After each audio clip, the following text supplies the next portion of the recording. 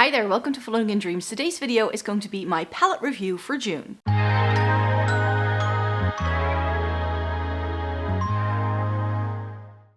Welcome to everybody watching today. Thank you so very much for joining me. This video is one that I do every month because every month I come on here to review the last couple of eyeshadow palettes that I tried. Today is very K-beauty heavy, but the thing that is on my eyes is something I had to roll in from May because I didn't get around to trying all of the bits I wanted to try that month. But you know, we'll get to it as we were talking about these 6 different eyeshadow palettes that I would like to share with you today. So let me just get to the video, but before we do that, it may be good to know that I have fair skin with a cool to neutral undertone, and this just greatly influences how I feel about makeup, how I like applying things, and all of the other things that go into it. I've also been reviewing makeup for more than a decade, which means that if I say something is a favorite, it's a favorite. And if you're into eyeshadow palettes, Essence and Catrice, and getting the use out of your makeup, then maybe this channel has something to offer for you. So I hope you'd like to consider subscribing by clicking the button down below and joining my little snow angel family. All right, so here is the little stack of palettes that I tried. As I mentioned, I rolled something from May into June, and it's the Nomad Verona palette. This was one that was released in February. I did buy it straight away, but because Nomad Cosmetics is in the US, it takes about 6 weeks for items to get to me. So I didn't get it until I think the end of March. That's when it was in. And I wanted to already try it out in May, but there were so many things I wanted to try in May that I just didn't get around to it because this is a larger palette. So we'll get to that in a minute and tackle it first.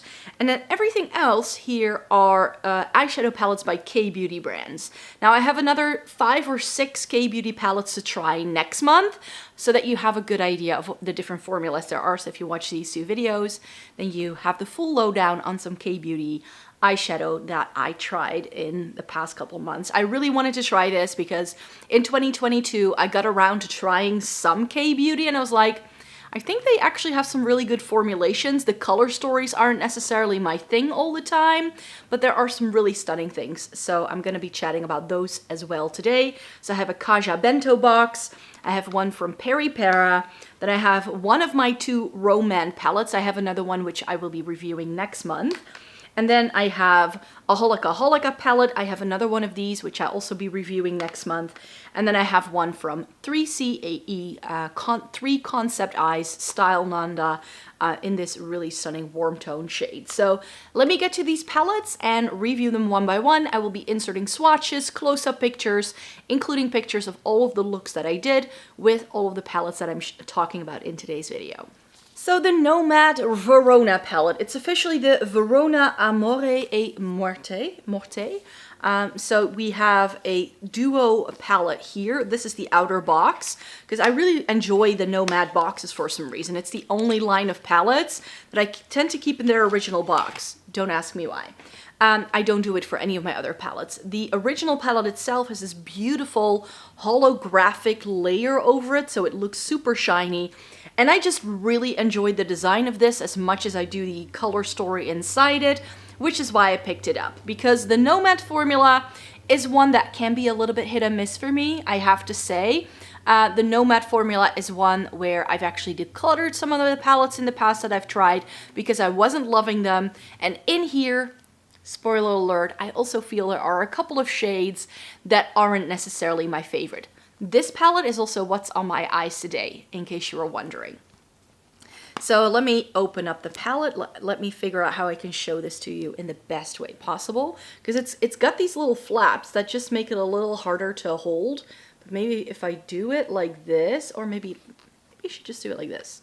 This is much better. So we have the life side, which is all of these reds and pinks. And then we have the death side, which are these more grungy tones. And this was just giving me Melt Muerte vibes. I thought this is very much inspired by that, but we don't get the greens and the teals.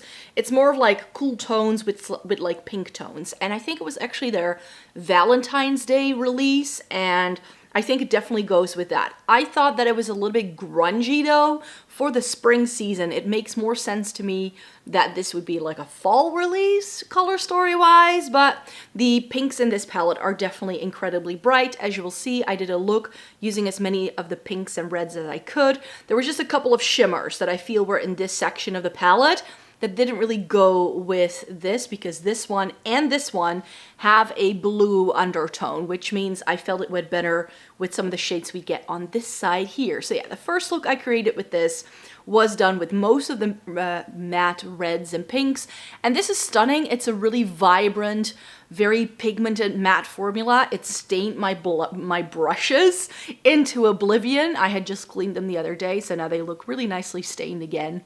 Oh well, with eyeshadow, it's a never-ending battle. I should just clean them again very soon. So yeah, this is a stunning palette in terms of mattes. My issue is with the shimmers. I have this shimmer on the lid in the first look that I did, and it was just really, really thin and very difficult to pick up with a brush. And I felt that way with all of the shimmers that we get in this palette. There's a shimmer in every single row, so we definitely get more mattes than shimmers. So if you like a matte heavy palette, then this may be a good one for you. But yeah, the shimmers in here just weren't that wowing. They were very thin, very sheer. I really needed to build them up and use my fingers to apply these to the lid. If you don't mind that, if you don't mind putting the extra work in, then this I'm sure you're going to love. But with the mattes, I didn't have to put that kind of effort in. These were really crazily pigmented mattes. If that's your spiel and you love a really crazy pigmented matte, then this is lovely. But for me, it was almost a little bit too intense. So the looks I did, I already mentioned. I did the pinky look. I did a look with like the blues, and I think I put this one in with like the gray and the black, and then today I'm wearing these like plums with the gray on the lower lash line, and I actually used this in the inner corner. And I think it's stunning. The 3 looks I did with this palette are incredible. But because of the very pigmented mattes, I really felt I had to tap off my brush. It was very prone to fall out. Like when I would tap it off, the little tissue paper I tapped it out on was covered in eyeshadow, just covered. And I'm light of hand. I only dip my brush into the pan and that's it. But I felt that these had a lot of kick up, so that was definitely there. I did a look using the navy shade, and it was a little bit more vibrant perhaps, but it turned out I wanted to do a halo eye, and then halfway through doing the look, I sort of changed my mind, and I ended up putting this shade right here in the inner corner to add a bit of shimmer there. And you can just see how sheer it is because it pretty much loses that pinky red quality and it just looks like a blue because I tapped it over that navy blue. So that tells you something about how these shimmers perform in a way that can also be a good thing because it means that these shimmers are a little bit more versatile. They're not super highly metallic, but you can play around with them and use them as toppers over these mattes to create different looks as well. So that's another option that you have. But building this blue up in the center of the lid was incredibly difficult to do. It took several layers for it to go on opaque. The warm tone gold shade had no issues, of course. Like it's the least exciting shade in the entire palette that does the best in terms of shimmer quality. And then the final look I did is what is on my eyes today. And I knew I wanted to do something with these purples. This is such a really good, cool toned, mauvey crease shade. I really enjoy this. And this shimmer is the most special one in the pan. I don't think you can see it here, but I hope it translates well on camera if I move. It's a multi-chrome. It's like a grayish purple at first glance with a gray base with a purple shimmer, but it flips to a gold, which I think is really, really stunning. And it's something that I didn't really see until I started applying it. So I was layering up with my finger and then I was looking in the mirror head on and this eye looked purple like it looks in the pan. And then this eye was like, but I didn't apply a gold shadow at all. Like, did I accidentally mix? Like, wait. It's a multi-chrome, so that was a nice surprise for me. It looked really stunning for it, and I think because it has that added gold shine, it's another eyeshadow that you can pair really well with some of the reds that are in here. Will I ever go back to the pinks in here?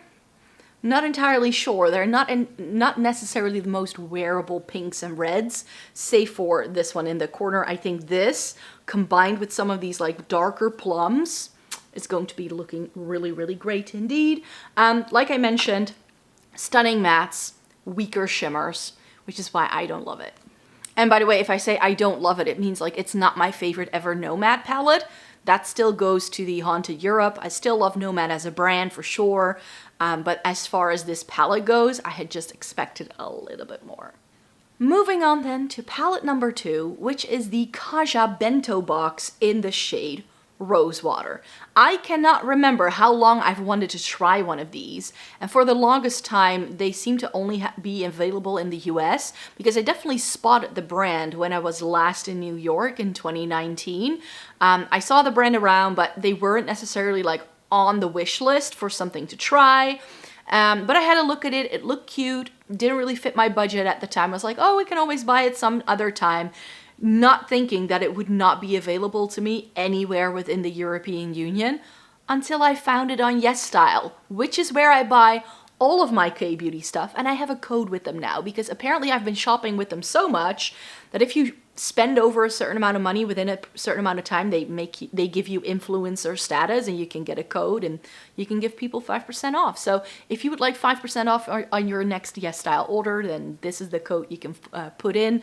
There's also a link related to it, so if you want to click that link, I'll leave that in the description box down below. So yeah, I'm now a YESSTYLE affiliate because I've been spending too much money on there. I just have. So yeah, the Kaja Bento Box in Rose Water. Ever since I saw it in real life, I knew I wanted to try it.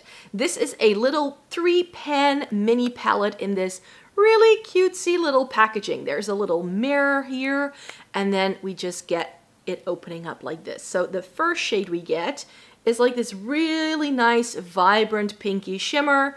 Then we get a true like ballet pink shimmer in here, and then the final one is a shimmering like plum. And there's a bunch of these in a lot of different shades, but they're all very warm toned, and this is the only one that truly appeals to me, which is why it's the only one I picked up so far. I was like, maybe if I love the formula, I can always pick up more of these, but now that I've tried it, it's really tickled that itch for me, and I don't feel I need to try any more, simply because I feel that in terms of what it does, it's really pretty. It's very pretty makeup.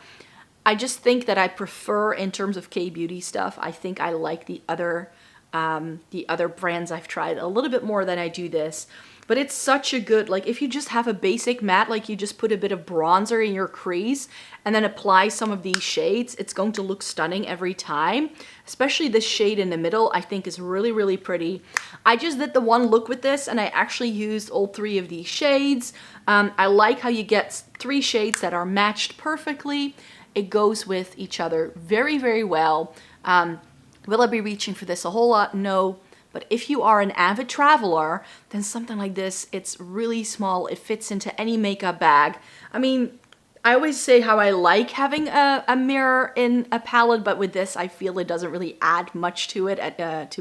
To be quite fair, I didn't really need that little thing there. Plus, when you buy these, which I thought was really annoying, and why one of my shadows is a little bit nicked, is because every single one of these little containers has its own little individual plastic cover, and they're pretty thick covers, and you need to wedge them out or like hold it upside down, and then you can easily take it out.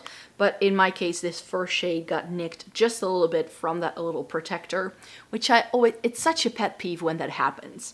But yeah, these are stunning shades, very nice, very shimmering formula, but I definitely have tried some other K-beauty single shadows that I feel are better than this, that look far more shiny. I want to do a full dedicated week to K-beauty products next month in July, so definitely stay tuned, because I have some really exciting single shadows that I already showed you in some previous videos that I think are going to be stunning and very much competitive with this. So do you need this? No. Is it cute, dinky, and nice quality shadow?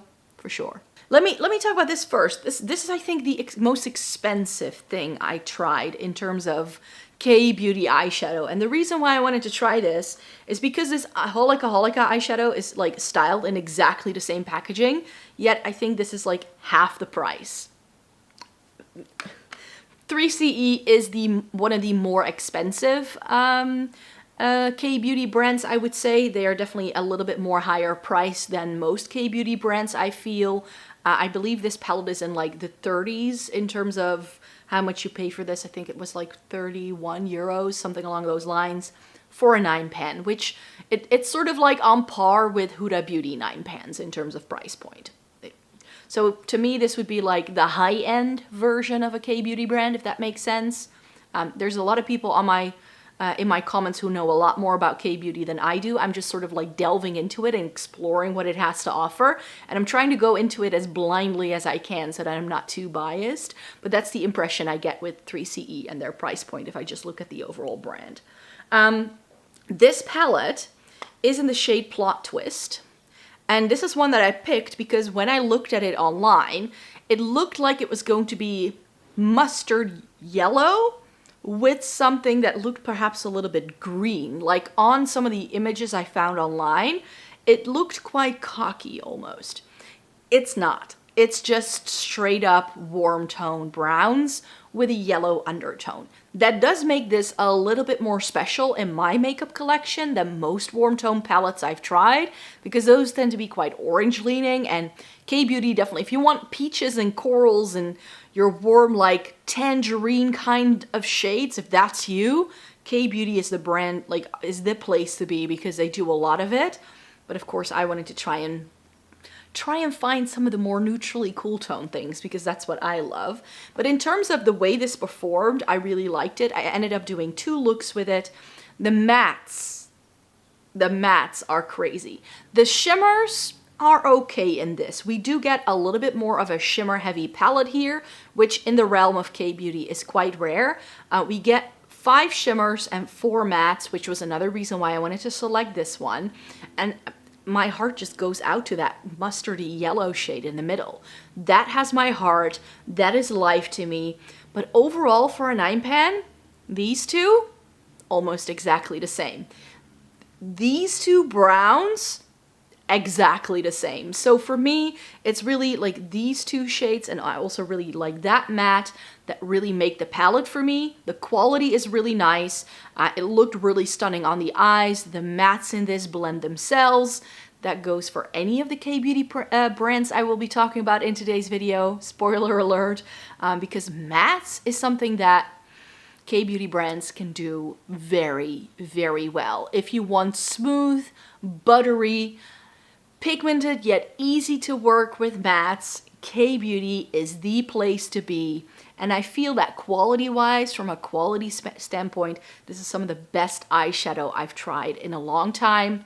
I had just expected a little bit more from the color story, which is why this isn't exactly my favorite, but it's definitely a little bit more unique. I love how it offers me something different without it being too overboard or crazy, like with those pinky reds from the Nomad palette.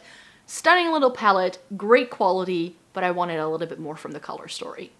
Should we then go to the palette that looks almost identical to it, but is about half the price? Holika. This is my fave mood eye palette in the shade Neat Knit. And this is one that looks really, really cute, not just because of its really stunning, more neutral, cool toned leaning color story. It's got a knit pattern in 3 of the shades. Like it's a little embossing that it looks like it's yarn. It's really cute. And then this shade has a little embossing that says it's neat, which I just think it's the cutest. Again, with the sameness in a 9 pan. So here again, we get some shades, like whether you use these 2 or this one on the lid, it looks quite similar-ish, which makes it not that unique overall. But I'm just saying, if you're like me and you love that neutral eye with a bold lip, like that's my go-to look. That's the thing I love doing the best on myself because it's great for work. It looks great all the time. I don't have to put in a lot of thought in how much I blend my shadow or what it looks like overall, like I do with those really intense shades from Nomad. This is foolproof. It's foolproof makeup. And I love how we get something that's a little bit more shiny, but I do feel that it didn't translate as shiny onto the lids. And to be quite fair, it's also the only shimmer we get in here. So I would have liked 1 or 2 shimmers more, perhaps. This has more of a satin vibe to it. Is it a stunning palette? Is this really great makeup? Oh boy, it is. Again, great quality. And I feel that it is different from the 3CE in the fact that I feel the 3CE is even more blendable and easy to work with, but you definitely don't need to pay that kind of money because this does it as well. And I think it's like half the price. So, Holika in Neat Knit was a really pretty eyeshadow palette that I was very happy with. Then next up we have the Peripera Fall in Acorn eyeshadow palette. Dressed in Mood Fall in Acorn eyeshadow palette. And this, I just did the one look with, but it's like the size of it I don't love. I wish it was like these 4 shades and then these ones stacked underneath it. It would have made it a little bit better. Plus it's weirdly thick. Like, do you see how like the lid is just so high? But yeah, I don't feel we needed that per se. The packaging on these K-Beauty palettes isn't stellar. Like, there's nothing special about them. It feels like a Natasha Denona 5-pan or what you get at a drugstore. Like, it feels like cheap plastic most of the time. This is really pretty. It was a little bit more warm tone than I would have preferred, especially in the deeper end of the spectrum. You can just see, especially this and this, have red undertones almost. If we're talking a pretty, really pretty neutral eye palette, this is it. Again, foolproof. I believe this was one of the more affordable things that I actually bought for my little K-Beauty eyeshadow palette review video. It's got a weird creamy shade though. I didn't realize that when I bought it. But this is like a ColourPop Super Shock, like putty kind of, like cream to powder kind of vibe. And it was so stunning, layered underneath that really more vibrant flaky shimmer that we get in here.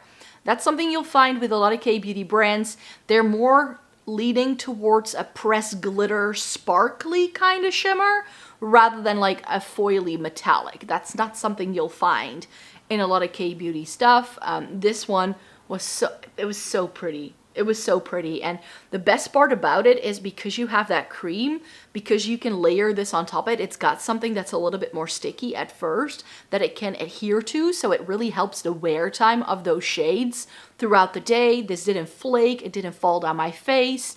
It worked beautifully, and because it's got a sheer base, you can also use it in the inner corner to highlight. So I felt that this was a very versatile little palette. I can definitely see myself going back to this, trying it a bit more.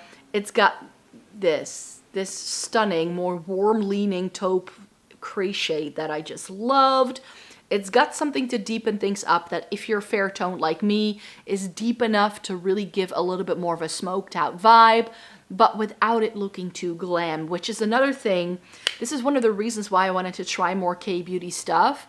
They are so good at doing really classy makeup that never looks like it was overdone. I feel that within the Western makeup sphere, it's like super pigmented and super glam, and that's what we're going for. But if you just like really wearable, great for everyday makeup that comes in heaps of shades, try some K-Beauty. I can't recommend it enough because, again, the matte formula in here, chef's kiss. So the Peripera Fall in Acorn eyeshadow palette, I was very much surprised by in a positive way. And finally, the last eyeshadow palette that I tried this month, and the one that I'm most excited for, is this one from Nomad. This is their Better Than palette in Dreamy Lilac Garden, and I mean, can we just take a minute? And the best part, like the marketing of K-Beauty, like if you go onto YESSTYLE and you just look at the product, you may go like, what? But on the left side, they actually have this section where they have this entire like PDF document that you can scroll through with all of the marketing pictures. And a lot of brands will show you swatches. If it's lip products, you will see it applied to the lips. And a lot of the eye products are actually like swatch shade for shade on eyes. It does look very filtered and touched up, I have to say. So you do have to sort of try and like see through that. But what Nomad also offers that not a lot of other brands offer is that they show some black and white pictures of some of their palettes, so you can really see how there is a gradient in the color story from lightest to darkest. With the other palettes I've shown you so far, it's all quite mid. Like, nothing is super intense, there isn't a lot of variety in the shades, but what Nomad tries to do with their palettes is to really give you a nice gradient of something that's really light going into something that's deeper, but still with shades that are very complementary and that can really work well together. I picked this one up because of these like mauve tones in the top row. We get some browns. They are a little bit warm leaning, but not too warm toned. And then we get a beige, which, you know, I didn't really need.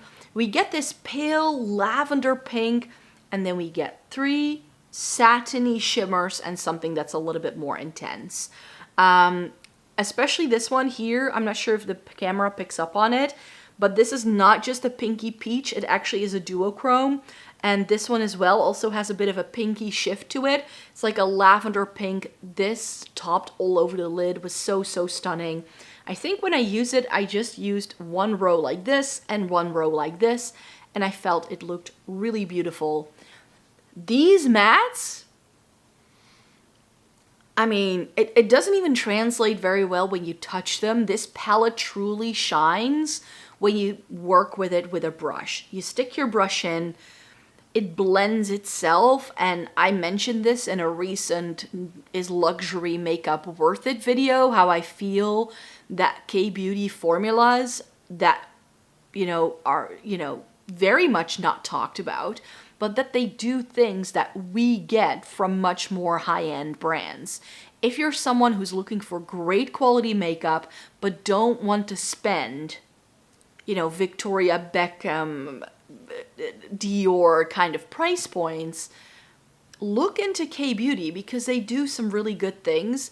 These mattes blend themselves. It looks seamless. This has the definition that, for instance, something like this, you can use it as liner, you can use it to deepen things up, but because it's very soft and whimsical and ethereal, I mean, the palette is called Dreamy Lilac Garden for a reason, people. So I just wanted to rave about this and give it a glowing review because I felt really good wearing any of these palettes. And I actually wore a couple of these as I was filming videos throughout the month, and I got so many questions asking what was on my lids that day, and it was probably one of these. And this was another one that people were asking me about, like, what's on your eyes?